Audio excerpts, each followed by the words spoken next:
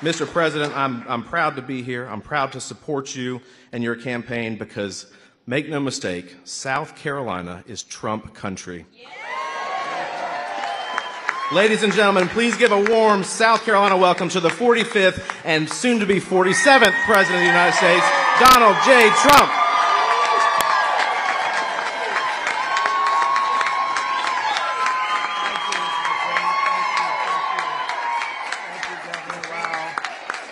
Wow, thank you very much. So many friends. Thank you. Thank you, everybody. What a group. What a group. A lot of people outside. They want to be inside. Should we let them come in? I don't think so, right? Thank you all very much. And Russell, thank you. What a job you've done so quickly. It's been fantastic. Thank you. We love you too, and I'm proud to accept your endorsement, and I'm thrilled to be back in the great state of South Carolina. We won it twice. We won it twice by record numbers, and it's just a real honor. It's an incredible place. As the famous saying goes, South Carolina picks presidents. You've heard that a little bit before, right? In 2016, this state did exactly that, giving us 44 out of 46 counties, and I can't wait because the answer is we're going to get 46 this time. I think we're going to get all 46. I have a feeling. We're here today to announce our campaign's incredible South Carolina leadership team headed by Governor McMaster. What a man. What a man. Thank you very much. And Peggy, thank you. We've been friends for almost from the minute we met. He wanted to endorse me, and I wanted to take his endorsement. I didn't have the endorsement from the person that for a period of time was a little bit above him, and that worked out very well for me, didn't it, huh? But, Governor, you've done an incredible job, and congratulations on your recent very big record victory. Thank you very much, and Peggy. And a friend of mine for a long time. We don't always agree, but that's okay, too. But he's a great guy, a great politician, actually, and a terrific person who loves your state, Senator Lindsey Graham. Thank you, Lindsey. Thank you. And many others we're going to introduce you in a little while. I just want to say to so many patriots with us this afternoon, including South Carolina First Lady Peggy McMaster. Thank you, Peggy. What you had to put up with during these campaigns, what you had to put up with, and you did. You're a professional and a great, great person. Thank you very much, Peggy. We appreciate it. South Carolina Senate President Thomas Alexander. Thank you very much. Thanks, Thomas. Appreciate it. House Speaker Murrell Smith. Thank you, Murrell. This campaign will be about the future. This campaign will be about issues. Joe Biden has put America on the fast track to ruin and destruction, and we will ensure that he does not receive 4 more years. We had a tremendous period of time. We had a tremendous thing happening just 2.5 years ago. I used to say 4 years ago, then 3 years ago, then 2 years, and now it's all of a sudden it's catching. So 2.5 years, if you just take a look at what we did where this country was greatest economy ever, largest tax cuts in the history of our country, largest regulation cuts in the history of our country, Space Force, right to try. We did so many things. Strongest border, by the way. How important is that? Strongest border in history. We built hundreds and hundreds of miles of wall. We got Mexico to give us 28,000 soldiers free of charge. No cost, and we had the greatest border in history and among the lowest years ever recorded for drugs, and now the drugs are literally 10 times more than they were just 2 years ago. What's happening to our country? The 2024 election is our one shot to save our country, and we need a leader who is ready to do that on day one. We need a fighter who can stand up to the left, who can stand up to the swamp, stand up to the media, stand up to the deep state. Am I allowed to say stand up to the rhinos, too? I think we can say that. I think we can say that. Stand up to the globalists and China and stand up for America, and that's what we do. We stand up for America, and that's why we had polls today come out, the best polls I think I've ever had, actually. And people are seeing, and they're liking us, but they're also not liking what's taking place in our country. To change the whole system, you need a president who can take on the whole system, and a president that can win And we did great. Last time, we got 12 million more votes than we did the time before. Somebody interviewed me recently. What was the difference between 2020 and 2016? I said, the difference is we did much better in 2020. We did. Got many millions of more votes. But we got to be careful on election day, or as they call it now, election period, because these election days have gone into a long time. Another crazy thing that's happened. There's only one president who has ever challenged the entire establishment in Washington. And with your vote next year, we will do it again, and I will do it again. This will not be my campaign. This is going to be our campaign. I just left New Hampshire, and the relationship we have with that group of incredible patriots is unbelievable. Thousands and thousands of people coming from just a plane to the site, waving American flags, so proud of our country and so discouraged by what's happened. Together we will complete the unfinished business of making America great again. You know, when they hit MAGA, oh, MAGA, MAGA, MAGA, that means make America great again. We're trying to explain that to a couple of Democrats. They don't quite get it. Just as we did 2 years ago, we're going to stop cold, the invasion on our border. That's an invasion, our southern border.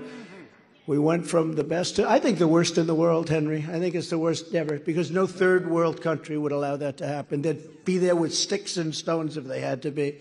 But nothing like that's happened. This is an invasion that nobody's ever seen anything like it. And I think the real number could be 15 million people, not 4 or 5 million people. They have no idea what the number is.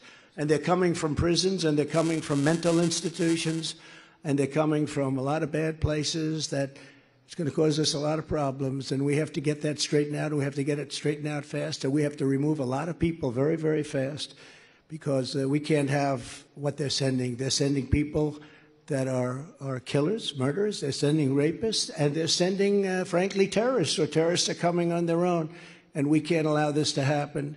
So the illegal border crossers are going to be sent straight back home, those bad ones especially, and they're going to go fast. You know, when we were doing this 2.5 years ago, we sent thousands of, you could call it MS-13, you could call it some of the gangs, the gang from hell. These are not nice people. And we sent them back home by the thousands, and they didn't want to take them. They said, no, we're not. And the Obama administration couldn't get them back. They said, so we can't get them back. They won't accept them. I said, how much money do we pay them? So we pay them $750 million a year. Tell them we're not paying them anything anymore. I got a call the next morning from the 3 presidents of those 3 particular countries. Sir, there must be a misunderstanding. We'd love to have them back. We'd love to have them back. You were there. You were there. They would love to have them back. We'll take all the MS-13 you have, but please keep paying. So we sent them back, but we still didn't give them the money. But now they made up for it, because they give far more than what we were doing, Henry. We're going to end the free reign of violent criminals in Democrat-run cities and keep dangerous repeat offenders locked up in jail where they belong. We're going to stop the left-wing radical racists and perverts who are trying to indoctrinate our youth. And we're going to get their Marxist hands off of our children. We're going to defeat the cult of gender ideology and reaffirm that God created 2 genders called men and women. We're not going to allow men to play in women's sports. And by so doing, you know what happens. We're going to save the dignity of women, and we're going to save women's sports itself. It's ridiculous. It's ridiculous. We're going to bust up the censorship regime and bring back free speech again. We're going to find the deep state actors who have burrowed into government, fire them, and escort them from federal buildings, and it'll go very quickly. We're going to stop the appalling weaponization of our justice system. There's never been a justice system like this. It's all investigation, investigation. I've been going through it for 7 years. Oh, 7 years. We want his taxes. They get the taxes. That's the end of that. Nothing. They were very good. They said, he's very wealthy, but he didn't pay a lot of tax. But you know what we did? We created tremendous jobs, because that incentivized us to pay and create tremendous amounts of jobs. And look, we have a country. It's all about incentive. You have to incentivize people. and they're taking the incentives away. We have to be very careful, but we have a weaponized justice system like this country has never seen before. The FBI went to Twitter, and they said the laptop is Russian misinformation. Think of it, Russian misinformation. And they said, just don't do anything, don't say anything. This is just before the election. Then the election comes and goes, and they said, well, I guess we got that one wrong, right? They all got it wrong. It's a disgrace. Just that alone was such massive cheating. The pollsters say it made a difference of 17 points. We didn't need 17 points. We didn't need almost anything. We actually needed nothing. And we're going to restore election integrity. People have to believe in our elections. They have to believe in elections, and they have to believe in borders. We need borders, and we need fair elections and free elections. And if you don't have those two things, you don't have a country. Most importantly, we're going to reverse every single crisis, calamity, and disaster that Joe Biden has created and bring safety, prosperity, and prestige back to America. And I will say we're going to put America first, as I did just 2.5 years ago. America was first. And there's never been a period of time like it. Every day for the United States, though, is April Fool's Day. This just occurred to me yesterday. Because I see what's happening, I say, what's going on? What's happening? What's wrong? It's like April Fools, right? We have open borders when they should be closed. April Fool's Day, right? Who would want open borders with everybody just pouring in? We have prisoners and people from mental institutions and terrorists being dumped into our country when they should not be accepted. April Fools, right? We have no voter ID when everyone wants it. Even the Democrats, they voted 88% want it. The ones that don't want it are the leaders because they want to cheat in elections. It's very simple. There's only one reason that you could not want voter ID. You know, when they had their Democrat National Convention, I saw some of these guys. They had placards. They weren't just little pictures. These were placards. They were bigger than the chest itself, except in maybe a couple of cases. And these things were monster, and it had the name, the picture, everything about the person. But for voting, they don't want you to have voter ID. We have a woke military that can't fight or win, as proven in Afghanistan. The way they were taken out was such a disgrace. And the people in the military are so great, but the leadership at top is just a disgrace. That should have never, ever happened. And we had it way down in Afghanistan. Everyone up here knows about it, and we were doing great. They respected us. Abdul, the head of the Taliban, I called him. And I said, Abdul, you're killing a lot of our people. Don't do it, Abdul. He was killing them, shooting them in the Obama administration. People, I got criticized for that call. I said, Abdul, don't do it, Abdul. Yes, Your Excellency, I understand. I said, if you do it, we are going to hit you harder than anybody has ever been hit in the history of our country. And that's very hard because we do have a great military. A lot of people don't even realize it because of the way we run it. But we have great people. We have great generals, not the television generals. But I said, Abdul, don't do it. He said, but why do you send me a picture of my home? Why do you send me a picture of my house? Please tell me. I say, Abdul, that you're going to have to figure out for yourself. It's a lovely house. And for 18 months, we had nobody, you know that, Lindsay, we had nobody killed or shot, not one soldier. In fact, Biden even making a speech during that period, he said, well, say what you want, for 18 months, nobody was killed, no soldier, not one, not injured, not shot at in Afghanistan. And then they start screaming at him, don't say that. You're not supposed to say that because that's good for the Republicans, but that's true. We didn't lose one soldier in 18 months. We didn't have one soldier shot at in 18 months. And then they had the catastrophe of that pullout, that horrible pullout. The way they did it was so embarrassing to I believe it was the lowest day in the history of our country. I really believe that. And I think that's one of the things that started with Russia. Russia looked at that. They saw that incompetence, and they said, wow, this is a great time to go in. And by the way, that would have never happened. We should have a military that's conceived in fighting and winning, not conceived in woke. And that's what we want. We want a military that wants to win. We have proposed mandatory electric stoves. Think of that. And electric cars. They want mandatory stoves. They want mandatory electric cars. The cars go for like two hours. What are you going to do? Everyone's going to be sitting on the highway. We're all going to be looking for a little plug-in. Does anybody have a plug-in? My car just stopped. I've been driving for an hour and 51 minutes. It's ridiculous. And people that are cooks, I'm not much of a cook, but the cooks are saying gas is better. So use whatever you want, but have alternatives. If you want an electric car, if you want an electric stove or a range. Well, it's crazy what they're doing. It's crazy. We have people in the midst of the greatest crime wave in the history that wanted to fund our police. This is, again, April Fools. This is April Fools. Who would think? We have the greatest crime wave right now in the history of our country. Crime is up 78% in cities. Nobody's ever seen it like this. And they wanted to fund the police. And that's never gone away. You know, they tried to say, well, we're just sort of kidding. We're not really. They wanted to fund our police. It's not even believable. We have men being encouraged to compete against women, and that was brought up before, but now I bring it up as April Fools. Who ever thought of a thing like this? We have men who want to compete in women's sports. We have Antifa and BLM who hate our country and burn down our cities, and they're totally protected by law enforcement, and yet they put American patriots in jail. What's going on there? That's all April 1st, April 1st, April Fool's Day. We're begging foreign nations for oil when we have more oil than they have. They think we're crazy. They think we're totally stone cold crazy. I speak to these people. They say, you're begging us for oil. You got more oil than we'll ever have. I call it liquid gold. It's right under our feet.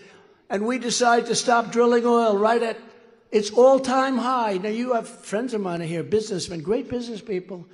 So it hits a record price, and they say, let's stop drilling. It's supposed to be the opposite. April Fools, right? April Fools. It's the opposite. When it hits a record price, let's drill. Let's lower taxes. Let's pay off debt. We would have been not only energy, we would have had energy for ourselves, but we were going to have so much extra energy, double and triple what we would have needed. We would have paid off our debt. We would have made so much money. We would have taken care of Europe. They would have paid us a fortune, which is much less than they're paying right now. Everybody would have been happy. But it's a shame when you see it. But that's April Fools. Think of it. We stop drilling when the oil prices hit the highest they've ever had. It's supposed to be the opposite. We sell China millions of barrels when we can't get oil for ourselves. So we can't get the oil. We don't know what to do. We're looking for it. They call up the governor. Governor, you're a smart guy. Please help us get some oil. He says, I'm sorry, I can't do that. It's under our ground, but they're restricting us from taking it out, right? Even your pipelines and things. They don't want pipelines. They don't want anything. An all-time high is supposed to be the opposite. We demand windmills be built on our oceans, our prairies, our mountains, and our plains, only to realize that they're killing all our eagles and our birds. If you kill a bald eagle, they put you in jail for 5 years. But the windmills knock out thousands of them. Nothing happens. And it's the most expensive and least reliable form of energy on the planet. And the wind turbines are all made in China. Some are made in Germany, but most of them are made in China. Think of it. But he's protecting your shores. I can tell you, these people, your shores are being protected. They're not letting that one happen. I don't think the people on those beautiful beaches are going to be too happy with that. They're not letting that happen. I'm not letting it happen either. We have a president whose son's laptop from hell gets taken over and exposes massive corruption like nobody's seen before. And then the FBI goes and convinces the media that it's all nonsense. Don't believe it. Don't believe it. All disinformation. And they say, don't worry about that. Let's go after Trump. Trump. Let's get Trump. I sold something in New Hampshire. I said, you know, the son goes to the father. He says, you know, Dad, they got the craziest guy. He's running this store to fix laptops. And I gave him my laptop. And he's really gone wild, Dad.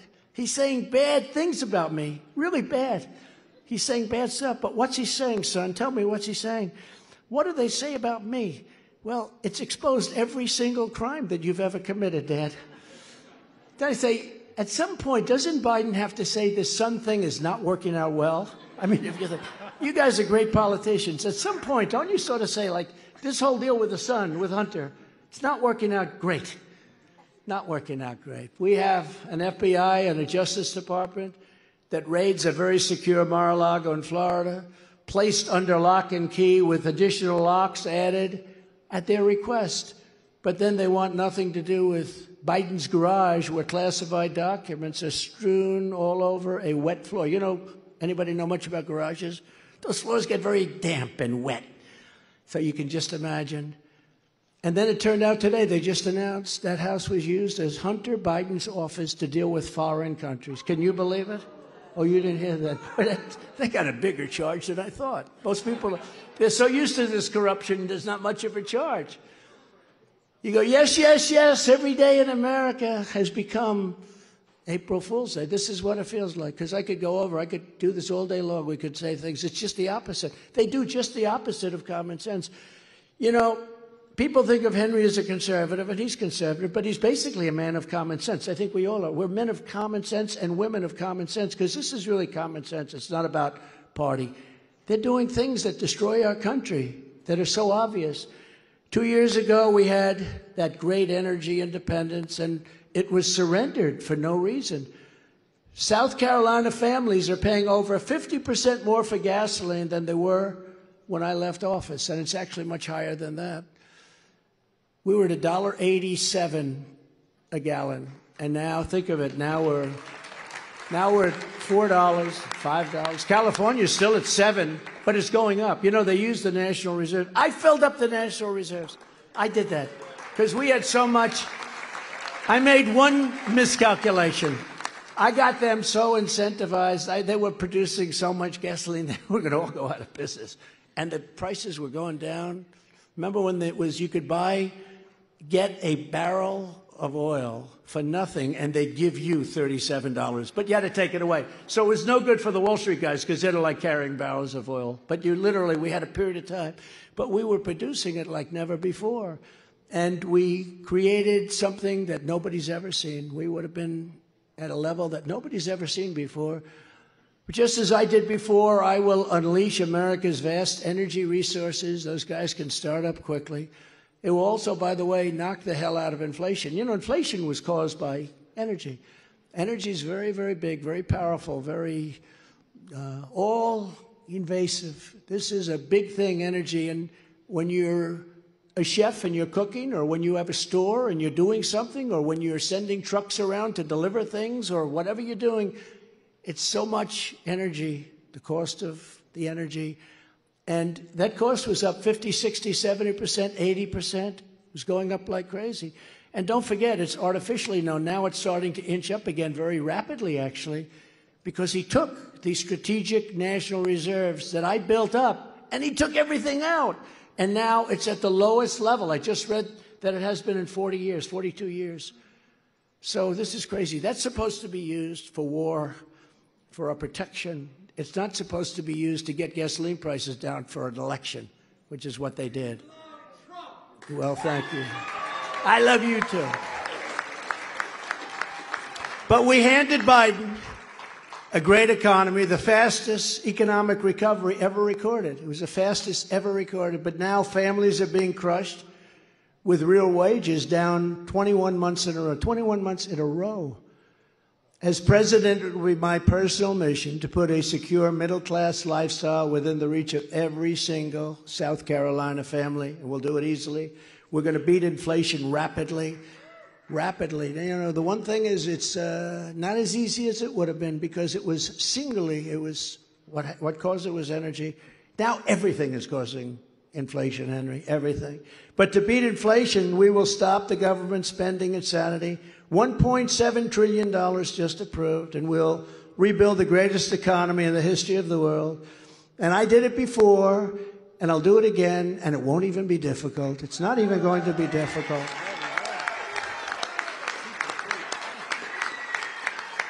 And we will be respected, because we were respected as a country. You know, they did a poll that I wasn't as popular in Germany as Obama. Of course I wasn't, because, I mean, if anybody that wins those polls is not doing a good job for the United States.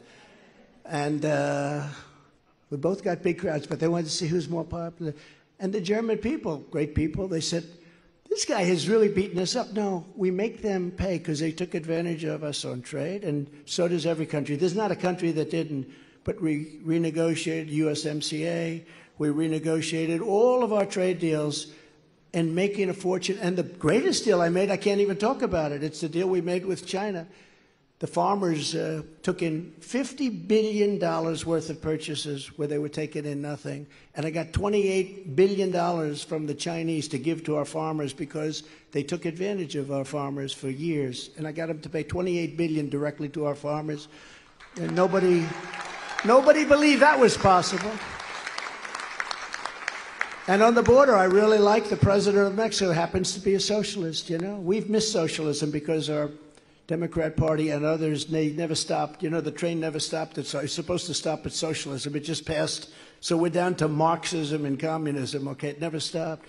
But I said to him, President, we have to have 28,000 soldiers guarding our border. He said, we can't do that. I said, you have to do that. And I said, 28,000 soldiers. And we also have to stay in Mexico. Everybody has to stay in Mexico. I can't do that. You got to do that. Then he sent a representative. He laughed at me when I said it. He said, no, we can't do that. We won't do that. I said, you have to do it. And if you don't do it, we're going to charge you a 25% tax on every single product you sell to the United States. And he said, could I get back to you in 5 minutes? I'd like to make one call. I think that might have been to the president. And he made the call. And he said, it would be our honor to give you 28,000 free soldiers. It would be our great, great honor to allow you to have stay in Mexico for millions of people. Millions and millions of people. You remember that one. Unlike Biden, who's wasting hundreds of billions of dollars on the Green New Deal, I will send South Carolina the world-class infrastructure that you truly need. Just as I ensured that Charleston was the deepest water port on the East Coast. We took care of it. That was us, right? We took care of it. We got the best, the deepest. You know, we had a sign up there that said, dig we must. Forget about everything. Dig we must. They're saying, oh, no, there was a snail there. I said, that's all right. We'll work that out. But you have the deepest port by far on the East Coast. And that was a big thing. I assume that had a big, that's great, right? Good job you did, too. By phasing in tariffs and restrictions, we will phase out imports of all essential goods from China. And we will bring those jobs and factories back to South Carolina and our other great states. And I will force the Chinese to sell any holdings in the United States that put our national security at risk. You have to do that. I took in hundreds and hundreds of billions of dollars in taxes and tariffs from China, brought in businesses and brought them back from China like nobody's ever seen before. It's never been done. No other president has ever done anything like it. No other president has ever taken in 10 cents from China. It was always, oh, they're a developing nation. They say they're a developing nation, so on trade deals and all of this, they just rip us off. Nobody's ever ripped us off. But other countries rip us off also, but nobody's ever ripped us off like China. When I got in $507 billion, with a B, billion, in deficits with China. Think of it. Not even sustainable. But this is why we have $32 trillion in debt. When you think about it, much of it's owed to China, which is interesting. We'll have to work that out. I can see a nice swap there. You know, you've screwed us for about 30 years. Let's negotiate that debt. Let's renegotiate the debt. No, it's ridiculous. We owe them trillions of dollars, and they've taken advantage of us. I don't think that's good. Under Biden, fentanyl, heroin, meth, and other lethal drugs are pouring across our wide-open border, tearing families and communities apart. Drug overdose deaths are up 13% in South Carolina last year. And the reason is the drugs are just pouring in at levels 10 times what they were 2.5 years ago. Who can believe that? 10. This isn't 100%. This is 10 times. The drug cartels are waging war in America. And it's time for America to wage war right now on the drug cartel.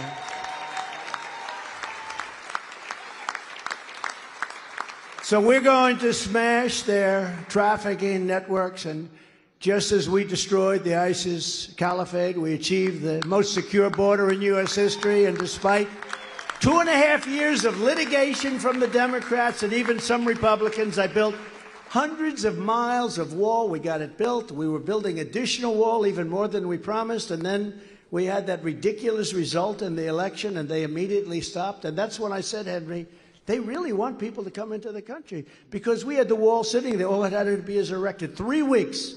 And all of those additional areas that I didn't even think we would be able to do, they would have been done. And they not only didn't do them, they took all of that expensive material into areas where Texas and Arizona can't use them. It's unbelievable. They wouldn't even let them use them. So as we restore every border security policy of the Trump presidency, I will also demand that Congress impose criminal penalties on any future administration that erases America's borders, as Joe Biden's has done. They've erased our borders.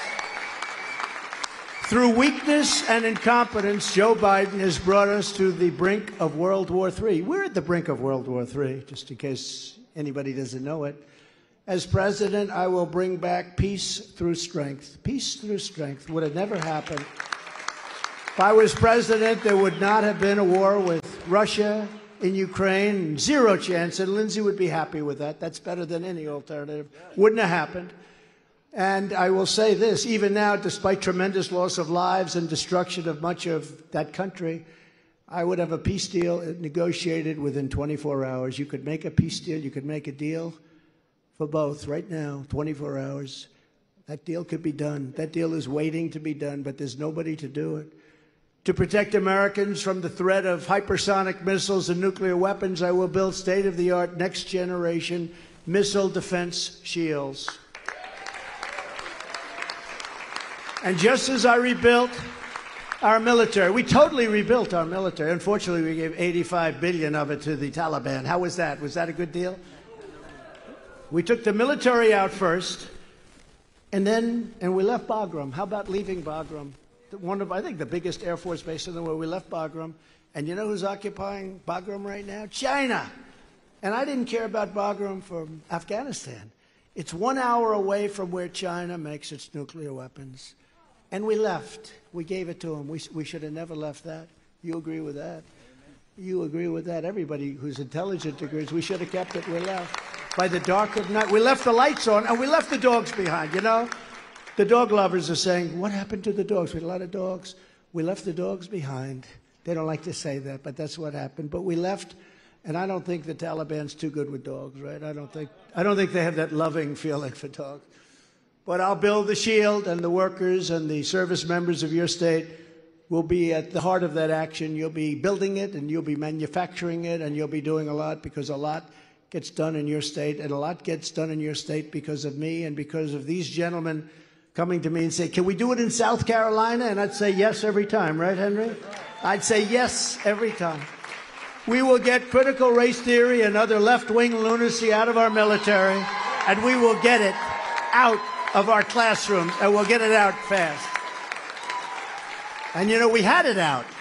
But one of the first things when he signed all of those documents, those wonderful documents, I wonder if any of those documents are on the garage floor in his house. It's a document. But when he signed all of that stuff, we will get it out. And we had it out, and our military was clean. We fired a lot of people that taught it. They were highly paid people, too. These were people making $300,000 and $400,000 a year. They were teaching this nonsense. So we want to teach people how to win wars. That's what we want. As I announced this week, I will cut federal funding for any school pushing far-left sexual or political content on our children. And I'll create massive incentives for states and school districts to adopt crucial reforms to protect parents' rights. Can you believe we're even talking about this? Henry, we're talking about parents' rights. We're saying we're going to protect parents' rights. 10 years ago, who would even say that? Parents' rights, yeah, we're going to protect parents' rights. Who would think that would even have to say it? Today, it's like a big political statement. We will protect parents' rights. We'll bring them back. That includes a direct election of public school principals by the parents. If any principal is not getting the job done, the parent should have the right and be able to vote or to fire them and to select someone else that will do the job properly. So these are just a few of the big ideas to restore a great America that I will be talking about, and the big thing is the polls. We're leading everybody by so much. Remember in 2016, I used to go around bragging about the polls? Only if they were good. If they were bad, I wouldn't actually talk about it, but they were mostly good. But I'd go around and I'd say, you know, this poll just came out, McLaughlin just came out, and I'm leading by 20, and I'm leading by 10, and I'd go, and people drove the fake news media crazy. You got a lot of fake news out there, by the way. That's a lot of fakers. That's a lot of people. That's a lot of people, but they must be here for you. I think they're here for you because you're doing such a good job. But we do have a lot. But, you know, what we're doing is so important because we're going to save our country. If we don't save our country is very fragile, very fragile. It's all very fragile. Everything is. We've got to save our country. And I want to introduce the amazing South Carolina leadership team that will help us win the chance to put this vision in action.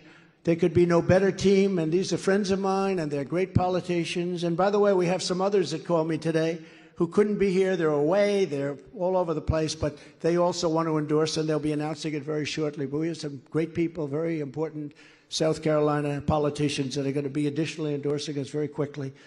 And you know about that. We got about 4 of those calls today. They were like emergency calls. It's an emergency that I speak to the president. But it's first in the South. It's primary. We're going to keep it that way. First in the South. It's a very important state. First in the South.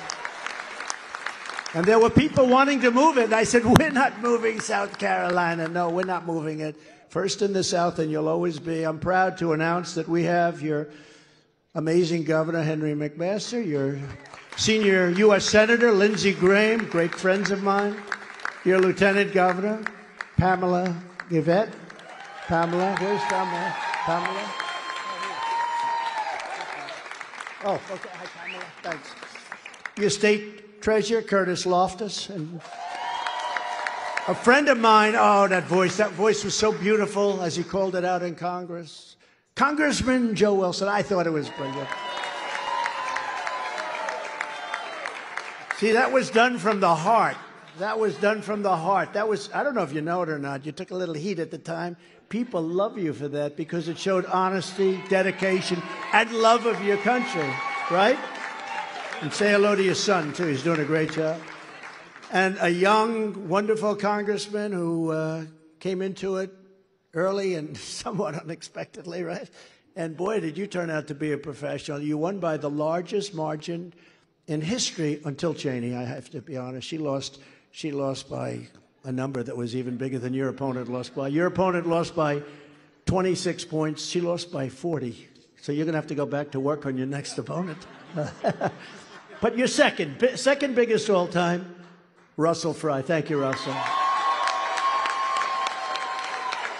And another one who's been so fantastic, Congressman William Timmons. He has been so great. Thank you, William. Thank you very much. And a friend of mine, somebody that could, I think, run for almost any office and win lieutenant governor, former Andre Bauer. I think he could win for pretty much anyone. A man who did a fantastic job, who was a real U.S. attorney, Peter McCoy. Peter, great job. And another friend of mine, you know, I sent him to a country that makes the finest desserts in the world. I shouldn't have done that. But he did okay. He did okay. You're looking very thin, actually. Ed McMullen, he's a great guy. Ambassador. And there's also an incredible group of state legislative leaders here who will be supporting us in a very big way, and we're going to be announcing it over the next couple of weeks. We have tremendous support. I think we have really tremendous support all over the country.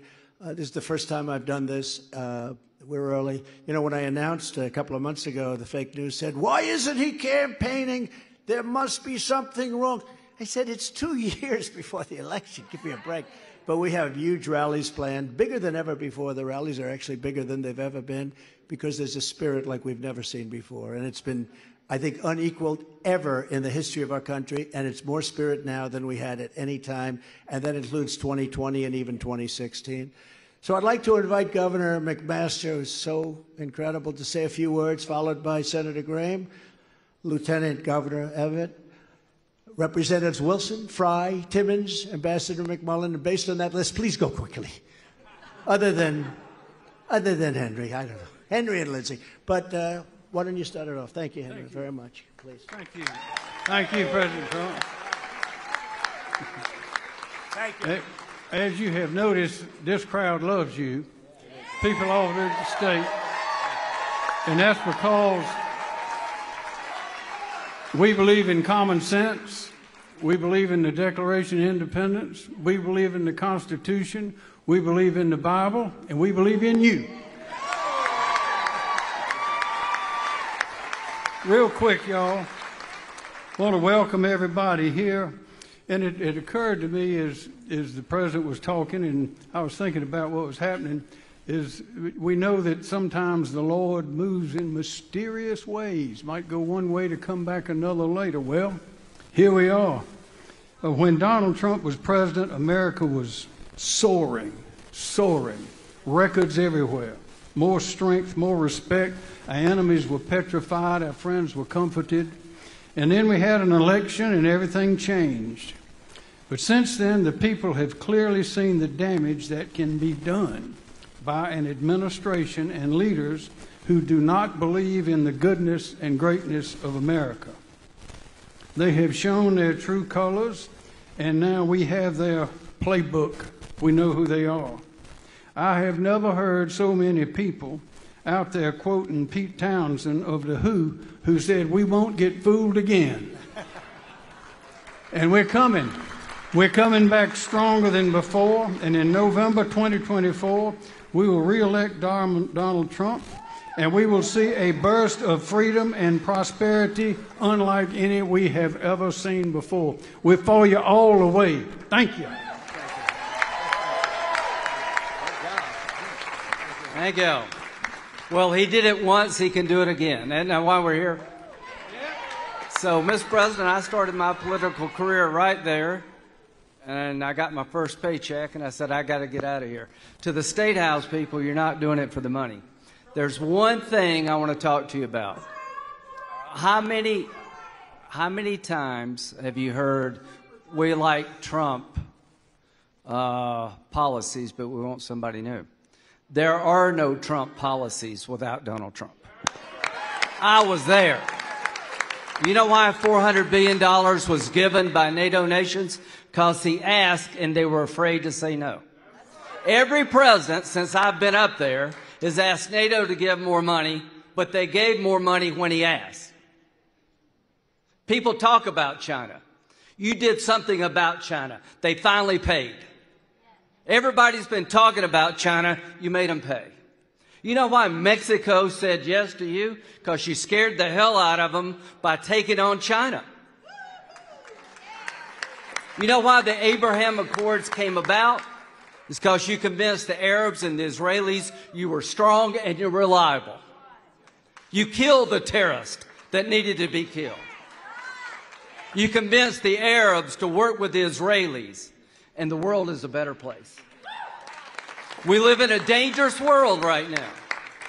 The good news for the Republican Party, there are many talented people for years to come, but there is only one Donald Trump.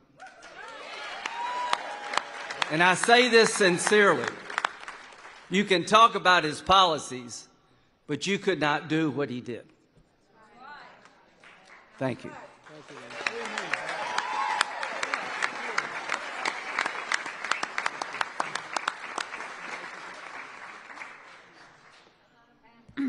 Well, thank you, Mr. President, for coming to South Carolina. Thank you.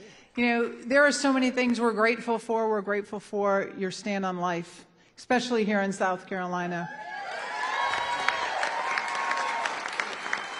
And thank you so much for moving our embassy to Jerusalem. My husband David and I had the chance to visit earlier this year on an international trade mission. It's a beautiful embassy, and the people of Israel are so proud to have it there. Thank you for coming to South Carolina. Thank you. Thank you.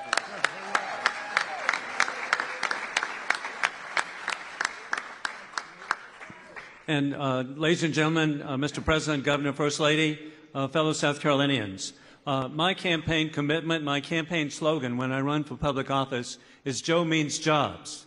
And so I especially appreciate Governor Henry McMaster with the General Assembly here in the last year, he has achieved, even by Trump standards, a lot of money, $10.3 billion of investment in South Carolina.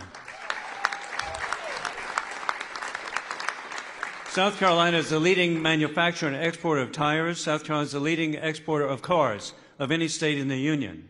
But also, I appreciate President Donald Trump. He set records. And that is that he achieved, while he was president, reducing taxes. People got to keep their own money. How incredible. And then to have the reduction in regulations, he reduced unemployment to the lowest level ever for African Americans, for Hispanics, for Asian Americans, for women and young people. And so there's no question that I believe Donald means jobs. God bless you.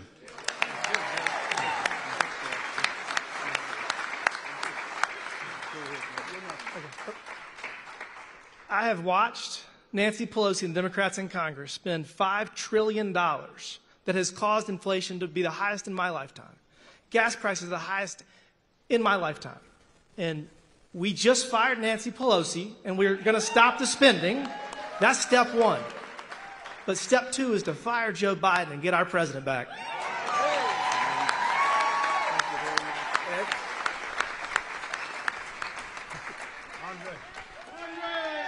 Hey.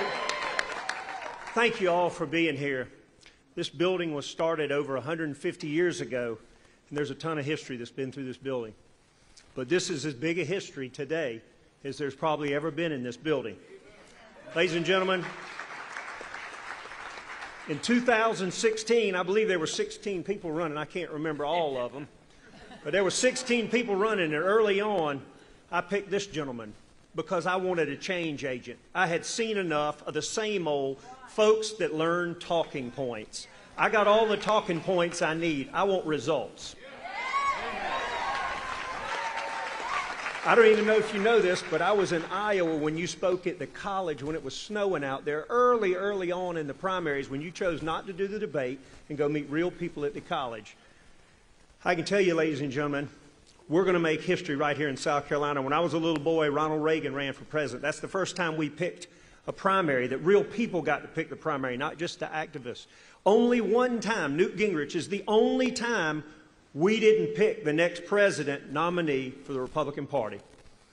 We did it 2.5 years ago. We did it before that. We picked the right man at the right time for the right job, and we made history picking the 45th president of the United States. Ladies and gentlemen, we're now going to pick the 47th president of the United States.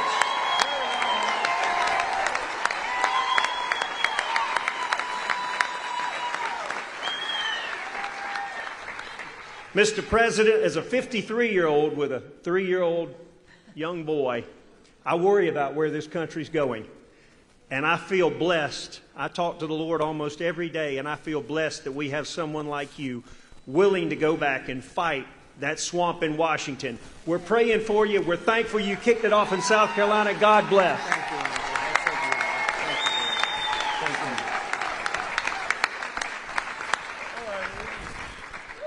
Folks, let me tell you, the greatest honor of my life was to serve as ambassador to Switzerland and Liechtenstein for President Trump.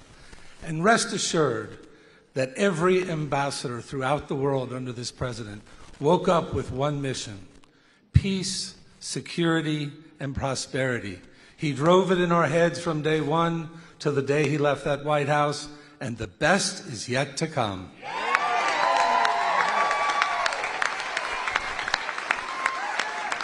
So, thank you very much. Thanks, sir. So we'll just conclude by saying I very much appreciate it. I respect these people so much, and the state so much, and God bless you. We need the blessings from God. Our country's in big, big trouble. God bless you all, and we'll turn it around, and we'll turn it around fast. Thank you all very much.